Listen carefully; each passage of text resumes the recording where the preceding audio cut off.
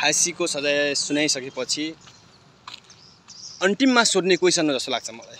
अन्तिम इच्छा त राँडीका बान्दाले अन्तिममा सोध्नु पर्ने मुझ व्हाइट बडी काण्ड अनि सुनकाण्डहरूलाई समातेर अन्तिम इच्छा के छ भनेर सोधौँ न त।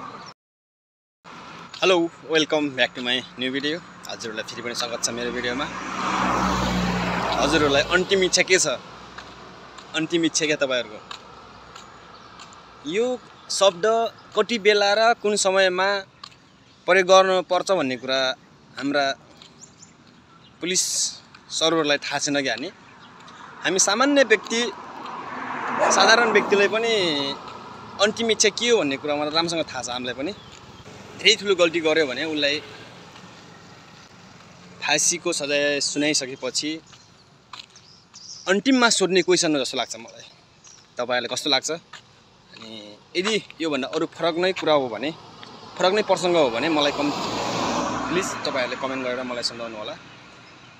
हिजो बेलुका करिब मैले हेरे अनुसार सामाजिक सञ्जालमा भिडियोहरू सामाजिक सञ्जालमा आउँदै गर्दा मैले रातिको लक्ष्य कति बजेको थियो होला, सायद मलाई एक्युरेट थाहा भएन। रातिको समयमा रवि लामिछानेलाई पक्राउ गर्न प्रहरीहरू आउनु भएको छ घरमा। अनि त्यति बेला चाहिँ प्रहरीले बोल्ने शब्द भनौँ कि प्रहरीले बोलेको शब्द भनौँ, त्यो शब्द चाहिँ कस्तो थियो थाहा छ तपाईहरुलाई? अन्तिम इच्छा के छ?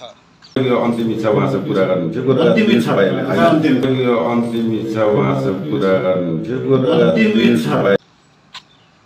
यो हाम्रो नेपालमा पनि के फाँसीको सजाय अब सुरु हुन लाग्यो रे?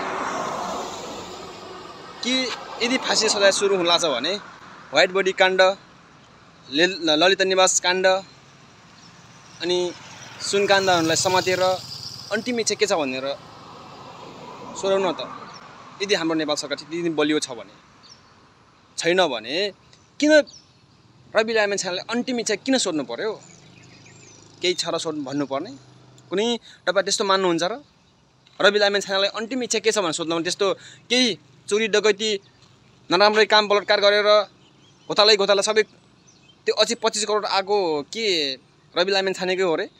त्यही भएर रवि लामिछानेलाई चाहिँ अन्तिम इच्छा के छ भनेर सोधेको रे पुलिसले? के हो? मलाई मनमा जिज्ञासा लाग्यो हैन, अनि मनमा कुराहरू खेले, त्यही भएर मैले भिडियो बनाउँदैछु। अनि तपाईहरुलाई कस्तो लाग्छ? मैले बोलेको कुरा सत्य छ कि असत्य छ तपाईहरुले प्लिज कमेन्ट गरिदिनु होला।